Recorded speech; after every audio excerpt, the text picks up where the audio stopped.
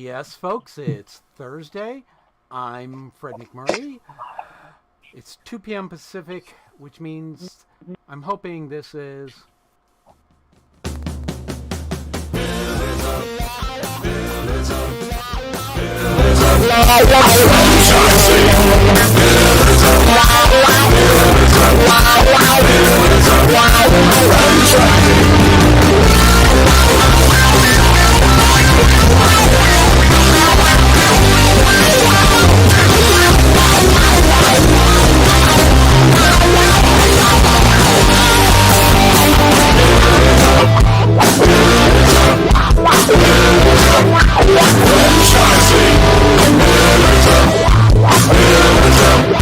All right, so it was a long intro, but I just really wanted to make sure that everything was quite right. Because after all, today is a very special day, is it not? It is. Ray has made another trip around the sun. Another trip around the sun. Yeah. Happy birthday, Ray! Thank you. Are we going to sing happy birthday to him? I'm not much of a singer, really. I think Are you sure you want to? yeah. I'll just do my best of the Cumpleaños Feliz. That's as good as it's going to get out of my lips today. How old are you? And I will toast to you Yes, Ray. How old are you, Ray?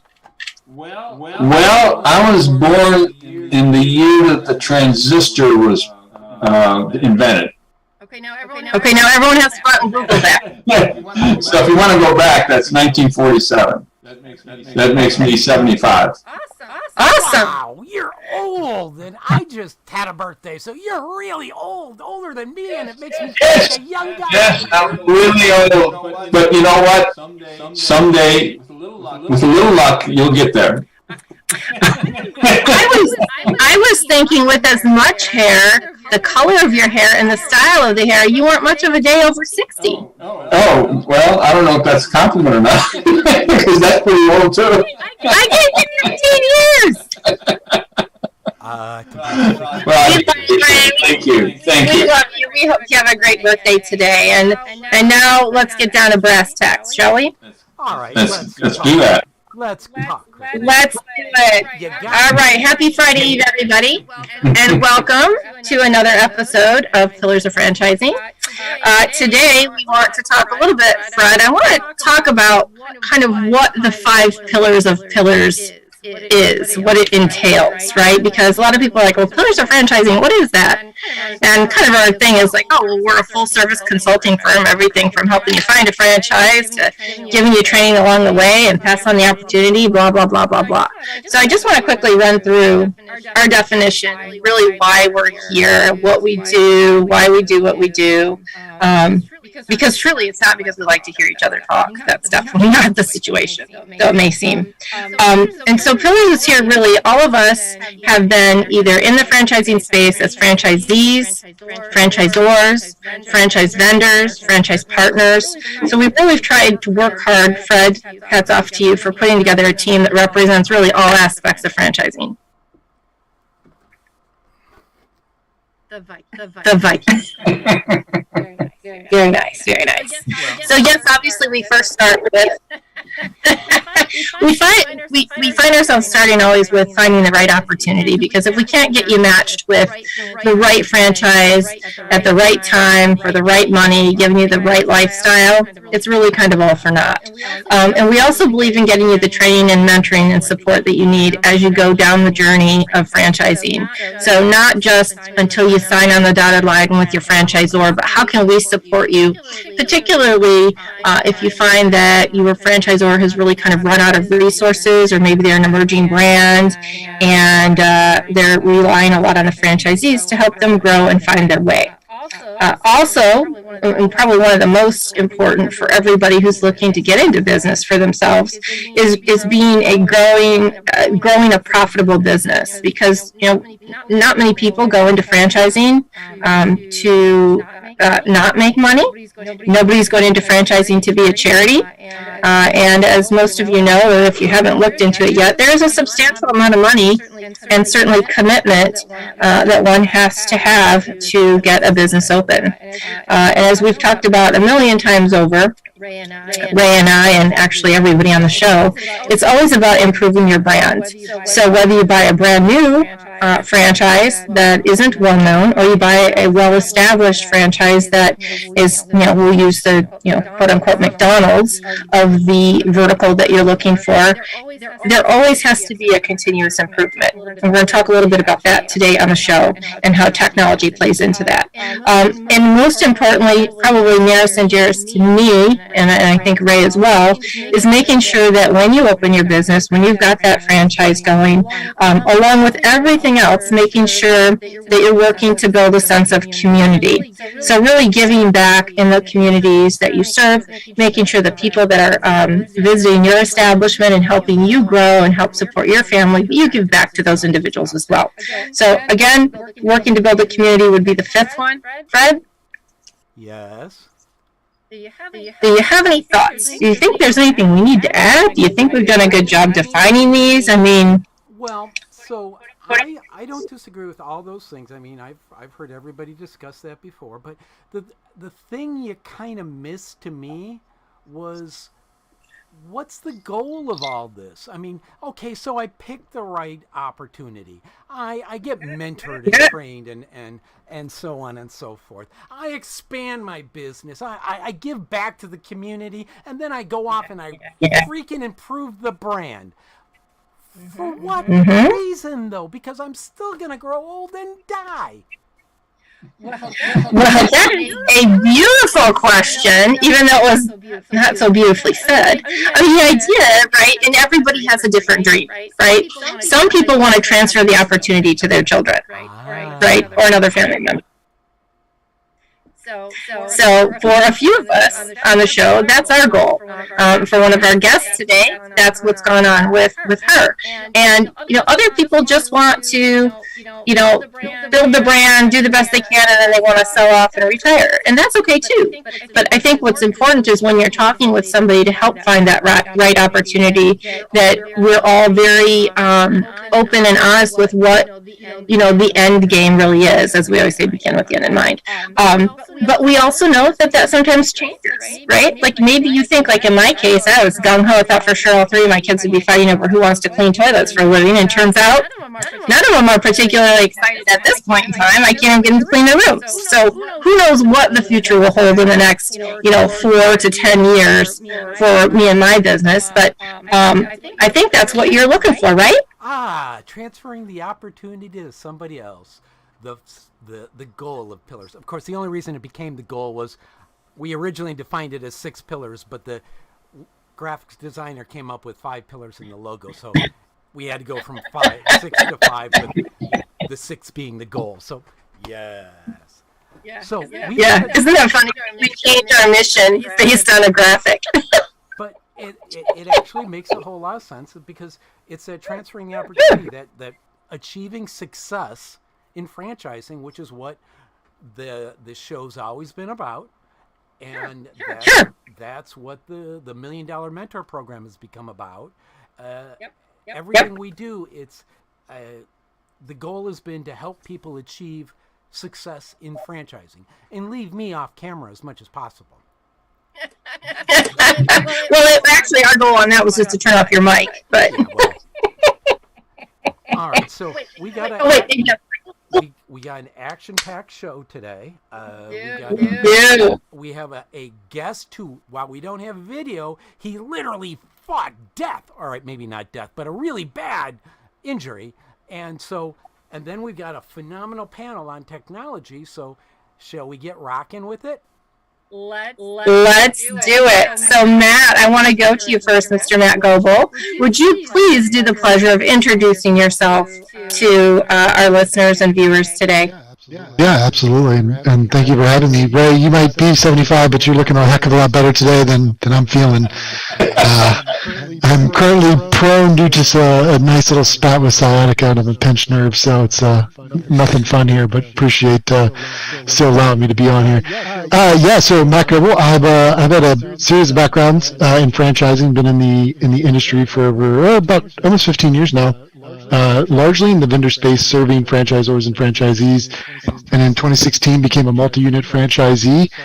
Saw an opportunity that I had been seeing over the last decade at that time, with just some inefficiencies in the way franchisees operate, and kind of wearing the vendor and franchisee hat, went out and started a company called Woven, which is a product and technology suite built for operators to scale and manage their workforces. But yeah, that's my really brief story. Awesome. We are super excited to have you on the panel today. I'd like to also, Ray, would you like to introduce our other guest panelists today? Oh, certainly. Well, everybody knows Jerry. And who we have is Jerry's daughter, Sam. And Sam has been on the show before, so welcome to the show again, Sam. Thank you for being with us. Thank you for having me. If we didn't know that you were a part of the huge Great Clips organization, I would think you might be out sailing. Right. Yes, it does look like that a little bit in our salon, that's for sure. Well, that's the trademark, right? So it absolutely is. It's so great to have you here. And so here is what we want to talk about today. We want to talk about how technology is really evolving franchising, or how franchising is evolving with technology. Kind of, it's both one and the same. And so joining us on the panel today, we have obviously myself and Ray and Karen and Sam and Matt and Laura Liss, our legal guru. So we're very excited to have everybody kind of chat about that today. Ray, I want to start with you, because when I met you, I was like, wow, you were this IT guy, and I thought, what's an IT guy doing cleaning toilets? Exactly. Well, I'm going to try and go back just a little bit to where I came from. And one of the companies I worked for was Sharp Electronics. Okay, and the division I was in was repairing VHS tape recorders. Okay, so you all know what happened to VHS. And then right after that, another company I worked for was Tellabs. Okay, and Tellabs was big in the telephone industry, wireline telephones. Okay, so you know what happened to that. Nobody uses a wireline telephone anymore. So my thought at this point was, you know what, I'm going to go for the lowest tech I can find. Okay, so I thought, cleaning toilets, you can't get more basic than that. Well, guess what? It's pretty complicated. I think when I started the company 19 years ago, it was basically, they just came out with an Access database to help you keep track of customers. And it was a good thing, because the way they did it before was on whiteboards and pieces of paper. Can you imagine a customer wanting to cancel, and you had it all on your schedule and everything, trying to erase it or line it out or whatever? I don't know what they did back then. Well, just imagine if you walked by that whiteboard a little too closely and your sleeve rubbed up against it, like your whole day's trash, right? So much for that customer who's lost. So it has changed tremendously in the years that, both you and I have been in Molly Maid, and today it's extremely complicated. I mean, when the phone rings, our screen lights up with our customers, all the information that we ever had on this customer, including their past cleans, how much they're being charged, and what cleans, what we're cleaning, what we're not cleaning, whatever the customer has to say. We're right there. It's amazing. I don't even keep up with it anymore because it's become so complicated. And I have, somewhat of an IT background. So that's where I came from concerning IT. And right now, the only thing I do as far as IT is I keep my computers running. We have about 7 computers in the office that I keep up. Okay, excellent. Now, Sam, I heard your dad kind of tipped his hat on Tuesday that Great Clips has some really cool stuff up and coming with technology, and I thought, well, what are we going to have, robots cutting hair? But it's not quite that. What are you guys seeing in your industry that's so cool with technology? Yeah, one of the things that I think is great when we talk about this is our business is based on convenience. So we don't book appointments. Great Clips doesn't have an appointment-based system, but we've been working really hard on what we call our online check-in. And one thing that's really cool about that is we were already working on it prior to the pandemic. And then when the pandemic hit, we kind of had some of our projects get expedited a little bit.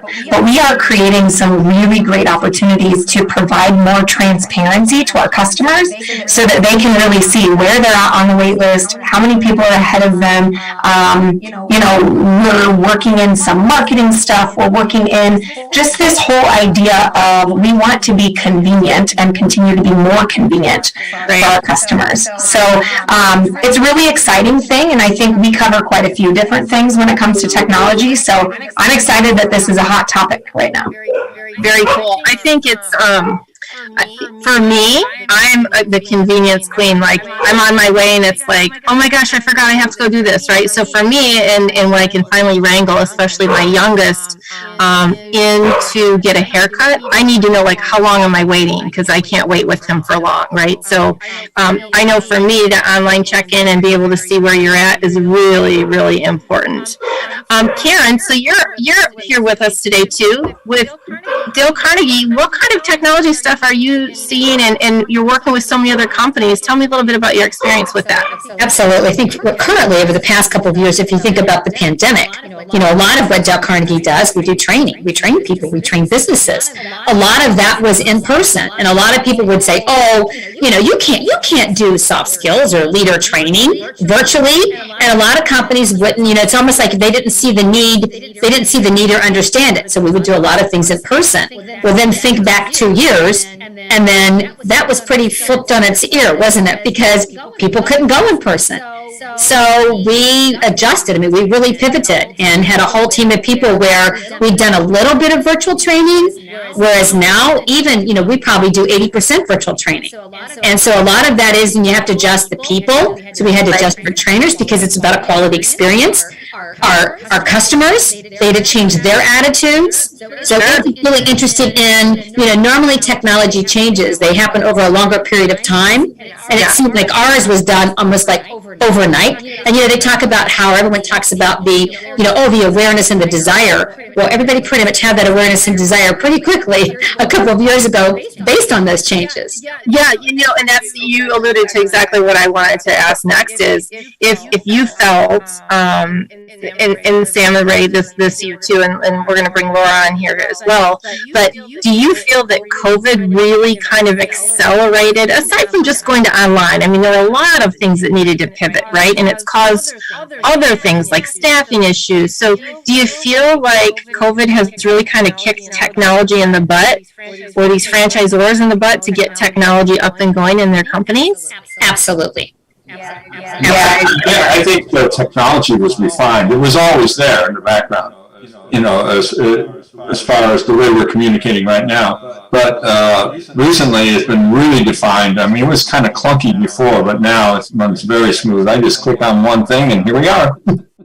Well, and I think the thing that's so important with that is, like Karen was just referencing, we're doing more kinds of training remotely now as well, right? Even in our industry, Great Clips has a Great Clips University that they're using where they're doing haircutting training virtually, where they're training salon managers to do better in-person training within the salon, because the corporate trainers, we're able to access them so much better now that we're doing things virtually. And I think you're right, Ray. I think it was always there, and people were just so nervous about, we've always done it this way, right? I mean, even internally, we used to do our manager meetings in person, and even some of my managers still are like, I don't like to do it virtually. Well, this is the world that we're living in.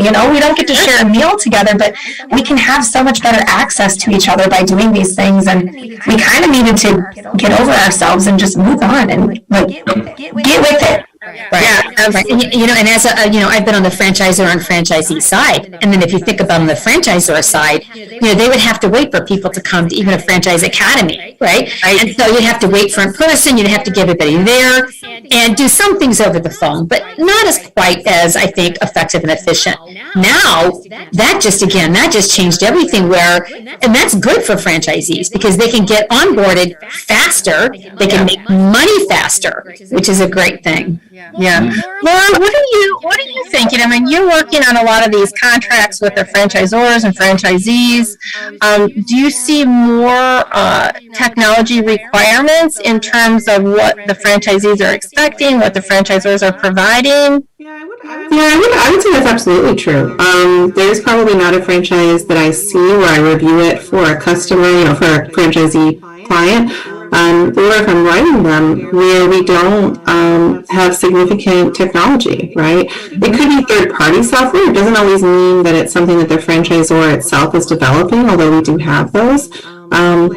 Like most of the wellness businesses, a lot of those run on like MindBody, right? If you've ever done a lot of booking for those concepts, unless they've gone ahead and booked their own, they created their own platform, they're all doing booking on a third-party platform that exists. So whether it's booking or it's managing employees or, customer experience, whatever it is, there's going to be technology in that now. And it's also something that franchisees need to think about when they're doing their financial projections, because you can know what the, costs are right now, but the franchisor is always going to reserve the right to require that, you add new software, like how Sam was describing, right? New technology that's coming on board. And that's not at $0, right? Well, and that's a good question I wanted to ask you as you brought that up. Does additional technology allow a franchisor to suddenly add in tech fees that maybe weren't there before, or do they have to have a disclaimer in the FDD that says, in the future we reserve the rights? So typically there will always, in a modern franchise agreement, something within the last probably 10 years or so, it will almost certainly say that they reserve the right to, add whatever kind of tech fees, or just to require that, you follow the franchisor's system. And if the system is reliant on, doing marketing a certain way or doing customer outreach a certain way or doing scheduling a certain way, well, guess what? You can't comply with that unless you are using the technology. So either way, they are going to, get you, so to speak. And it's not always a bad thing, saying, oh, they got you, sounds like it's a bad thing, but we're hearing a lot of examples of ways that the technology can be really, really useful in franchisees' businesses. Yeah. So Matt, this, I intentionally kind of go this way because now you've had an opportunity to hear from all of us from different perspectives, and I have to imagine, is this the kind of feedback that had you form Woven? I mean, tell me a little bit about what you do with all sides of the business at Woven. Yeah, absolutely. So I think there's a few comments placed throughout these conversations where, franchising as an industry is so cool. And one of those things probably like you all where you woke up one day and feel like, I'm now in this industry for life and you got bit by the bug, as they say. And, through my career, as, we were originally building software for a bunch of different industries and eventually just niched really hard into franchising is, even within the industry, you have such difference with franchisors and franchisees, right? I mean, Great Clips is a perfect example of a powerhouse franchisor that provides so much. They've built so much internally, and they've really honed a lot of the things. I'm familiar with some of their systems. I'm friends with some Great Clips franchisees, and they have a great stack, right? And that franchisor has made very wise long-term bets and decisions, right? But not every franchisor, and then subsequently franchisees are that lucky. Unfortunately, there are many franchise systems, probably the majority, I would have to say, that really just leave it to the basics, right? Here's our point of sale system, here's some marketing parameters, really loosely dictated. And what we found is that running the day-to-day was, largely left up to the franchisees. And what we saw over and over again is as you try to scale, and I'm sure you've talked about this previously, but there's always the opening the first, then it's scaling beyond one, Yes. right? And then it's a whole different game once you get over, say 15 to 20, depending on the system. And, franchisors that aren't already providing an amazing suite of systems, right? Leave it up to franchisees, which, to be quite honest, becomes the wild, wild west, right? Each franchisee's going out and they're all, driving type A personalities that want to go find solutions for things, improve things. I mean, so what you end up with as a franchise system, as a brand, right, is you're trying to serve on this brand promise and execute consistently for your guests and create that experience that customers want. And at the same time, through inaction or just through not having good systems, you create this divide between franchisor and franchisee on how that's done. Franchisors are wonderful at producing a lot of content, and then because of, again, franchise agreements, they hand that off to franchisees and basically expect them to magically execute to all of that 100-page PDF document on how to run their business. The problem is that it immediately gets into this siloed, bucketed world of each franchisee communicates differently to their team. Each franchisee is engaged at a different level within their business based on maturity and things going on in their life. And really quick, what you find out is that the brand, the experience created is always by frontline employees, right? That is who touches and interfaces with your customer. So true. Spot on. And if the franchisor doesn't have a way to deploy that information down into that level easily for franchisees, and I know that, Laura, your joint employer alarm bells are probably starting to ring a little bit, but if you don't have a system, a technology, a platform where you can make it as easy as possible on the franchisee while still staying compliant with all that, you really end up in this wild, wild west side on the franchisee side, and then franchisees and franchisors fighting each other because they're not doing what you're saying they're doing, and that's what I saw. Brand after brand on the consulting side became a multi-unit franchisee, experienced it firsthand, and that was kind of the catalyst to say, you know what, there's got to be a better way to do this. There's got to be a better way to get franchisees what they need to run their day-to-day, which, by the way, is a very different business than what franchisors run. Sure. I think we all understand that, right? They got to deal with the hourly employees, and so how can we help them, give them a tool that they love? Meanwhile, franchisors have macro problems, right? They're trying to deal with very different things. So bringing and bridging those two things together has kind of become a passion of mine over the last 5 years. And, Well, and I think that's really interesting because not only do you have a franchisor and franchisee trying to be on the same system, but you also have issues within those systems, whether it's, as we talked about, hiring, staffing, customer experience. And so those are kind of microcosms inside a franchise, right? Marketing, I mean, and that just seems like a big spider web that you have to sort through. And how, as a franchisor, are you supposed to help guide your franchisees through tough times like COVID when you don't actually know, right? You're listening to some vocal franchisees about what they're experiencing, likely is limited to their local market, and you're trying to guide and provide feedback to a system when you don't have the data, right? You're flying blind because you don't actually know what true turnover is. You don't actually know how leading leading activities such as how they're communicating and sharing out information and maintaining compliance and consistency. How is all that happening at different levels that then impacts the success of that franchisee? And So yeah, I see that a lot where franchisors, for very many legal reasons, take a very hands-off approach to the employee side. It's kind of, hey, business in a box. Here's your point of sale, some marketing stuff. Good luck. We're going to train you on how to execute it. And then I've seen so many franchisees, God love them, they get in on them, and all of a sudden they get hit in the face with employees and all the fun that they bring. And really, that's when they just start reaching, right? They just start grabbing things. Before you know, you have 7 different logins to different systems to try to get these hourly employees productive. You're so right. Yeah, and then you're just fighting against yourself, right? Try scaling something where you're teaching a part-time high school or young college kid, or just how to remember 7 logins. I can barely remember 3. Not in front of my computer all day. Right.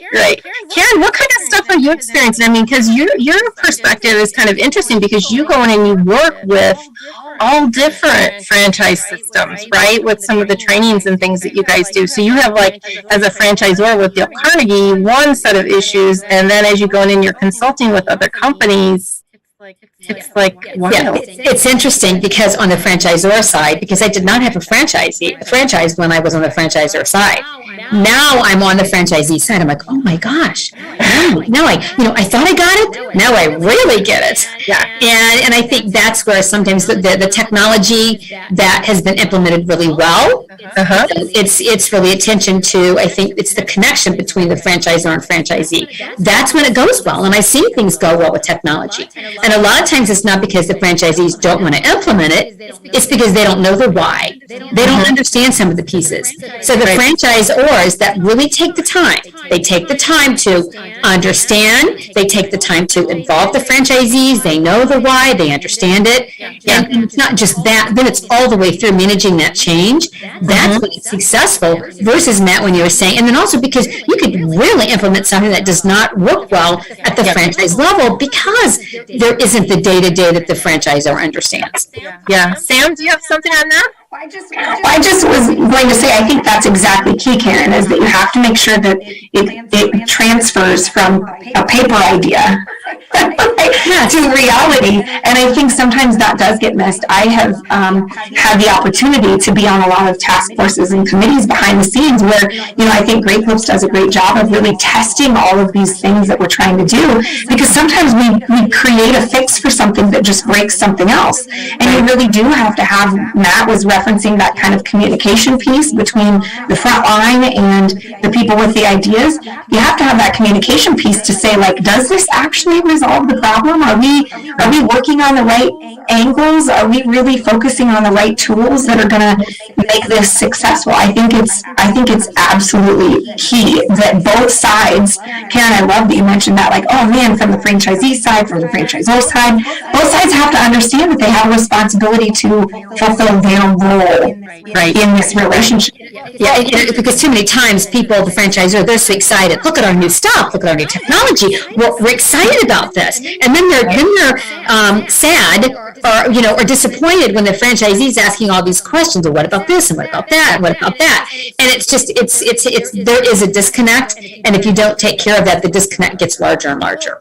Well, Matt, I want to ask you, and I'm going to kind of use Ray and Sam as 2 examples. I mean, so people out there who are thinking about getting into franchising, right? And some maybe younger generations who are really tech savvy, like Sam is probably far more tech savvy than me, and I don't even know. But if you take someone in the boomer population, aka Ray, right? And then you take someone like Sam, who's probably a millennial. Do you find it challenging to come up with technology that can be not so smart that it's hard to use, but not so simple that the younger generation is like, well, this is kind of dumb? Yeah, it's a great question. And I don't know. I don't want to get too technical, but that a lot of that goes into usability, right? Like, and it's software.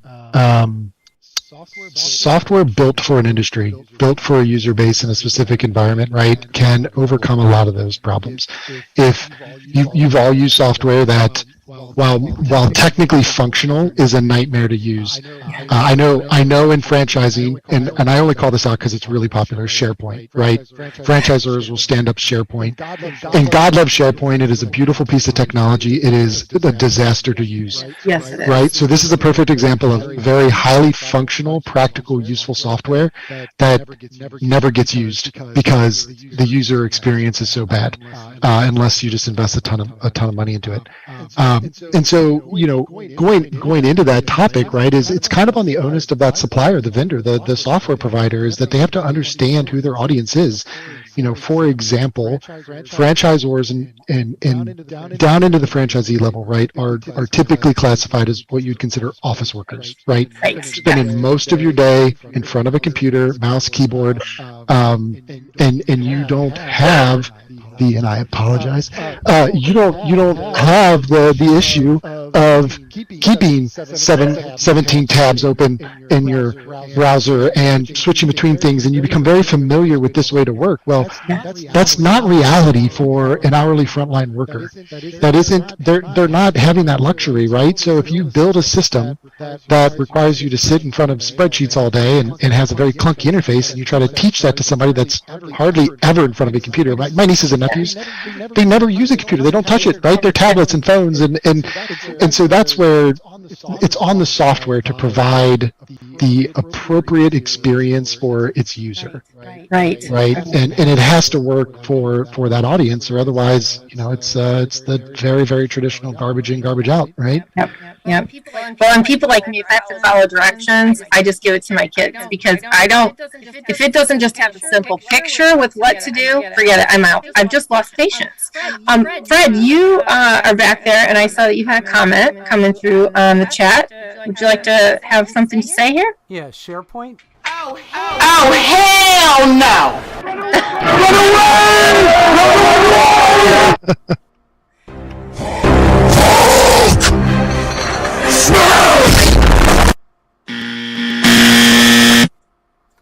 Does that make Yes, okay, but understood about SharePoint from a long time back?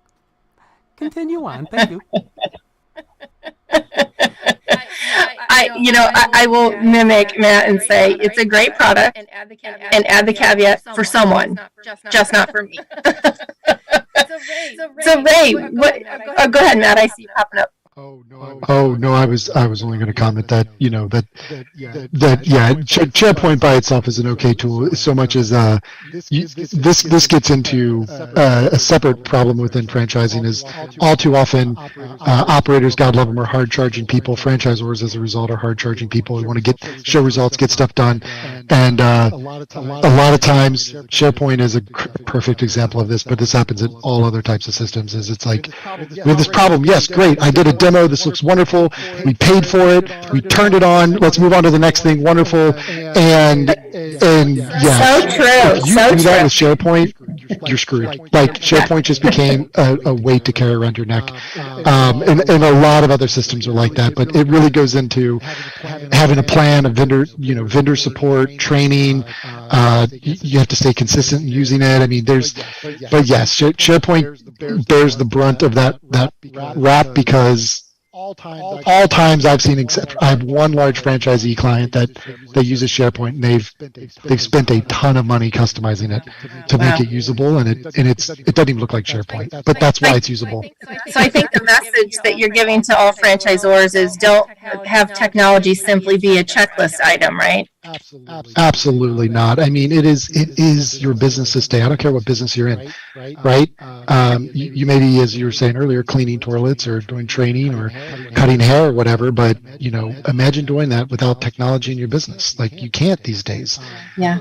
So while you're not a technology company, you have to give it the appropriate focus and effort to make it successful. Otherwise, it becomes a detractor. It becomes an impediment to your business instead of a multiplier.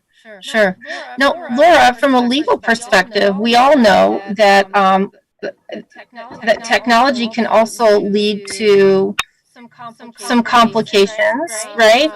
So what kind of advice or thoughts do you have on this from, this big push for technology? What kinds of things from a legal perspective should we be careful of or watching out for?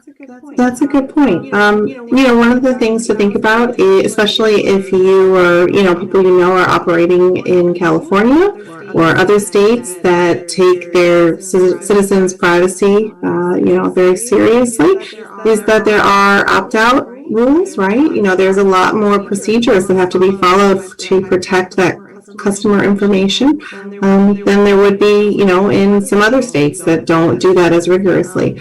There's going to also be just the fact that you have, more things to think about, right? It's more moving parts, it's more training.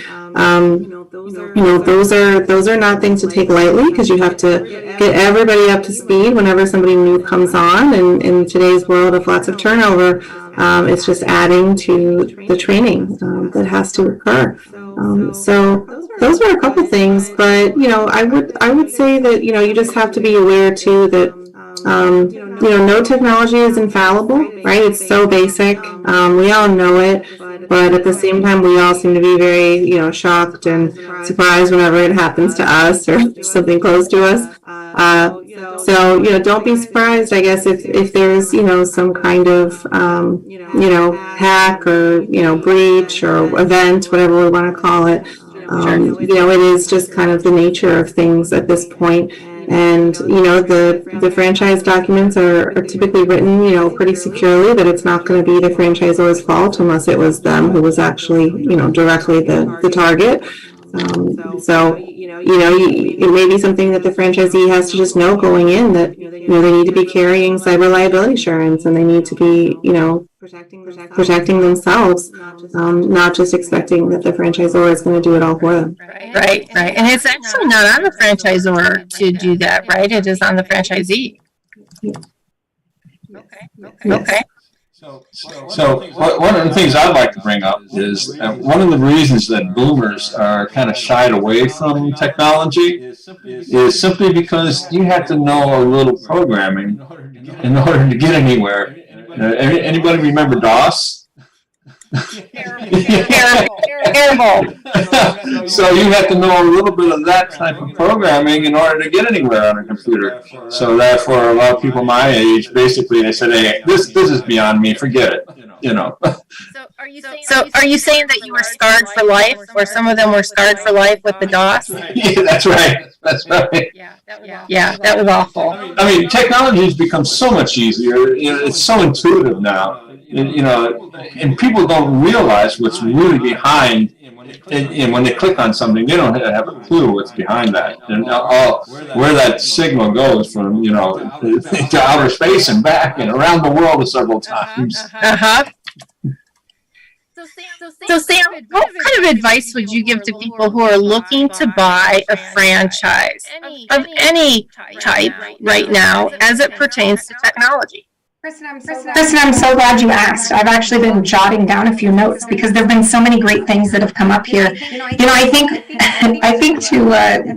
at the beginning of this year, we bought another business. And so we have our Great Clips franchise, and then we have a single location daycare. And I have definitely taken for granted the fact that within the franchise, we have so much stuff provided to us and at our fingertips that you don't even think about when you're going off doing something on your own, right? Like for us, at least within Great Clips, we've worked hard to build this sort of technology suite that everybody works within the same systems because it makes things easier. Matt referenced a few of those kinds of things. We can provide better training and support by doing that. But we go to this daycare, and all of a sudden I'm like, what am I going to use for a router? My gosh, I don't know. Or, you referenced, I'm not going to name names, but you referenced some software opportunities that people have gotten into where all of a sudden they don't know how to run this stuff and they don't know what to do. So in our daycare that we purchased, they already had some software they were using, and we got a hold of that software company and we said, hey, can we get some training on this software? Because it's one that the front line has to use and the back office has to use. And once you get into it, and they said, we don't provide ongoing training. Right. So we're a new user because we purchased the business that has the account that's using it, but they were very hesitant to provide any training to us as the new owners for how to use this software. So, then where do we go from there? I think when you're looking at getting into franchising right now, when it comes to technology, although Kristin, you and Laura were just discussing the fact that some of the responsibility falls on the franchisees and some falls on the franchisors, and it's split and it's legal and it's all the fancy stuff that we've got people like Laura for. I think it's really important to understand what you miss when you're trying to do it all on your own. I mean, we have software at our fingertips. We have some training opportunities for our frontline people where, it's provided to everybody. It's not a requirement necessarily, but you take so many of those things for granted. And I think people that are currently in businesses on their own, considering getting into franchising, just know you have a responsibility to play an important role in providing feedback on these things for the training and the user-friendly piece. But you really get so many benefits out of being a part of a franchise and having some of this just at your fingertips. You don't have to think about it. Yeah, totally. Ray? Have you read, I know, so for our marketing, our hiring process, I mean, if you think back to the day, I'll use a marketing thing since Fred's obviously listening, but I remember we used to have this suite of marketing information or material out there, and you could kind of pick and choose whatever ones you wanted to use and be made into flyers or postcards or whatnot, and I was like, well, geez, I don't really know which one to pick, so I always chose the one that said Think Pink, right? Because for me, why not? Think Pink is Molly Maid is pink. That was my thought process. Well, then down the road, and that continued on for about 5 years because there wasn't really a good suite of marketing information with clear direction, clear resources, right? We were going out finding local printers, and a lot of time was wasted. To your point, Sam, trying to do it on your own. Now it's all readily available, right? And guess what? The damn shame of it is, after using Think Pink, which I absolutely love, that's not what market research showed their clients were looking for. So I'm like, shoot, all that money I spent on what I thought was this cute Think Pink campaign, I didn't have the data behind it. It wasn't what the customers were looking for. And so I think that's where, making sure that people aren't afraid of technology, right? I think we have to embrace it and use it to tell the story of what our customers want, what the franchisees want, what the franchisors need is really, really important. And I think isn't that part of the beauty? Sorry, Karen, I'm so sorry. No, go ahead. Sam. Isn't that part of the beauty to say that, when you're in a franchise system, you have access to some of that research that you wouldn't have had access to on your own? I think something that I think catches people up in franchising sometimes is, I do think there are some folks, and maybe even some organizations, that it's kind of like an us versus them thing, franchisees versus franchisors. And I think that you have to create a relationship that's built on trust, because, I know that I have a responsibility to challenge the things that we're doing, but I have access to so many things that I wouldn't, if I don't take that responsibility seriously, then I'm not sure why would the franchisor take their responsibility seriously on either side, Yeah, and agree with everything you said, and then I'll do an and that's why when you're looking, if you're just looking to get into franchising, because franchisees and franchisors, it's different. Mm-hmm. So that's some of the criteria to really have as far as how do they handle technology, right? Yeah. What are some different costs of the technology? What are, even just the ongoing training of the technology? Sure. What type of environment is it? Is it a franchisor or franchisee? All those pieces, and making sure that you really ask those, because not all are alike. And what you're talking about, Sam, is that's like the ultimate. And then there's some out there that aren't the ultimate. So that's why I think it's not a one size fits all. You know what I think is interesting about that too is now that I have been doing consulting and helping people to find the right franchise, there is so much technology that I use with a client to determine what it is that they're good at, what it is they're looking for. And then again with technology, the franchisors have also done that same profile with their top franchisees.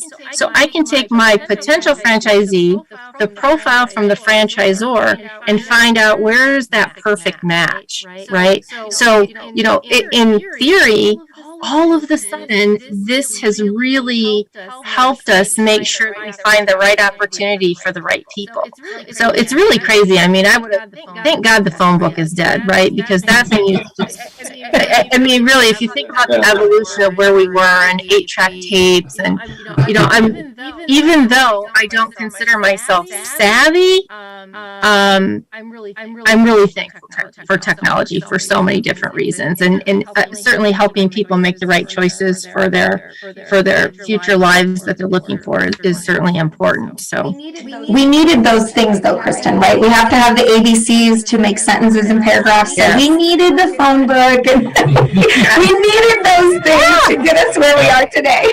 Yeah, absolutely. So Ray, what bit of advice might you give somebody who is looking to buy a franchise as it relates to technology? Well, definitely don't be intimidated by any technology, because every franchise you buy now is going to have a lot of technology already built in.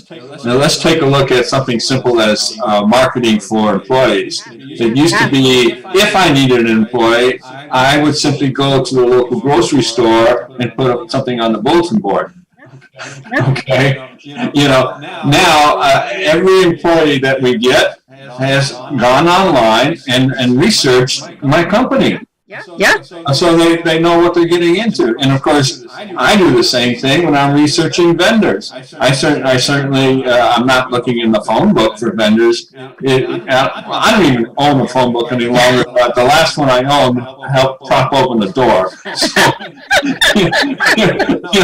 So we haven't used phone books in a long time. But when we did, we spent many thousands of dollars on full-page ads. But now the technology is such that if you're looking for a cleaning service, immediately, we pay many thousands of dollars to make sure that we're on the first page. Yeah. And then when someone clicks on that, they get all the information they need right there, and they can book an estimate right online. Yep. Excellent. Karen, what about you? What piece of advice would you give to somebody looking for a franchise as it pertains to technology? Make sure how they handle it, how they implement the technology. Do they help your people use it? Is it usable for all levels? So I think that's a real key that I found, because you can end up thinking you've got all this. And I would also ask other franchisees that not just take the franchisor's word for it, but interview other franchisees and ask them, okay, how is this used? How is this implemented? What would you change? And really kind of taking it a couple levels into doing your research. I think that's a really good point. I'm going to put that on my list. Well, we have people make validation calls. So when they're ready to buy a franchise, the first thing they do is they make validation calls to existing owners or owners that have recently sold or gone out of business. And that's a great question to add that isn't really one that's on any list for them today. So very good point. Laura, how about you? I would echo that. I mean, I recently this week have been reviewing a concept for like an indoor, like very large kids and family like play center. It's a lot of like trampolines. I mean, like 25,000 square feet. Might cost $3 million to build. It's not a small investment. And I was looking at all the technology as well as obviously the construction and safety and whatnot. But the technology, I mean, it's in everything. I mean, they require that the kids or whoever is on the trampolines, that they wear these special socks that have like RFID chips in them, so that way they can tell, where they are basically at all times. I mean, everything is, it is teched out. Like you think you're just going in there to play and jump and, whatever, get the wiggles out, but it's a lot more than that. It's a lot more than that on there. And, but it's also part of risk management, in a business like that. You want technology, right? You want to know, that, there's surveillance footage of everything. You want to know that, everything is being taken care of. And it's a really good approach. I do encourage clients to always talk to other franchisees, when they're looking at buying in, and it can be really basic, but you can also learn things like, that, oh yeah, we've changed, whatever CRMs or something, 4 times in the last 10 years, and it's been a pain. That's not a great validation, right? It's the opposite of validation. But it is helping you come to a better decision, a more educated decision as a prospect. Absolutely. And Matt, obviously you are the subject matter expert in this area. What advice would you give? Well, I would first echo everything that's already been said. I always view technology and evaluating an opportunity for myself, my wife, and when we get into it is there's it's like a checklist of just evaluation. I mean, I know that sounds really basic, but oftentimes it's like, yeah, we're going to give you a point of sale system and some marketing tools, and it's just like check, great, move on. I think to the point that Laura was just making, right, is I would sum that up as differentiation and business defense, right? Sure. How defendable is this concept from other entrants into my market? How is technology being used to differentiate me from my competitors? Very early on in this call, very early on in this call, we talked about the guest experience and consistency, and how do you deliver on that, and right, convenience, that was the word I was looking for. We was talking about convenience, like franchise has to have technology today to deliver on convenience that consumers don't just want, they demand it, they expect it. And so that's kind of like top of bucket, right? Like that's like entrance into the door, right? And then I wouldn't stop there. Too often franchisees will stop there, right? But especially if you're a franchisee looking for 3-packs, 5-packs, buying out a territory, right? Like you need to work with that franchisor to make sure that they have tools, and this is more back office. This is the unsexy part. Everybody loves talking about marketing technology and point of sale and like all this whiz bang stuff. Like that gets all the attention in the world, right? And so what is often overlooked is all the tools that are going to help you scale your business in the long run, right? So when you break it down and say, do they help me communicate with my team, pushing in announcements, doing secure chat in a way that keeps my business defensible? Are they going to help me with scheduling and labor planning and controlling the labor planning? Or even what about onboarding? Do they have systems and recommendations for that, or record keeping and licenses and background checks and auditing my locations and operating procedures, and how do I disseminate information and managing tasks and incident tracking and supply order forms and all the consumables and the little bleeding paper cuts in my business? How are you helping me with that? And what about facility management and asset management and the maintenance on it, and who do I call, and when things break down, and what's the, all of this stuff is literally just dropped in the lap passively to the franchisee, and they're saying good luck without saying anything about it. It's just expected that the franchisee picks that up. And going back to my previous comments, franchisees, God love them, they'll just start plowing ahead, right? Because that's what we do. That's what you have to do. You just invested all this money into a business. Like it's the absolute right thing you have to do to take care of your business. And so many times, again, the passion reason I started Woven was to help the mom and pops not suffer and die on the vine by just being overwhelmed by the day to day. And having tools, processes, operations that streamline things, that honestly get you out of what we call the administrivia. It's all that administrative trivial crap that weighs you down and lets you focus on growing your business. You need to be developing your team. You need to be investing in your team. You need to be out there getting more customers and growing your business, working on your business, not in your business.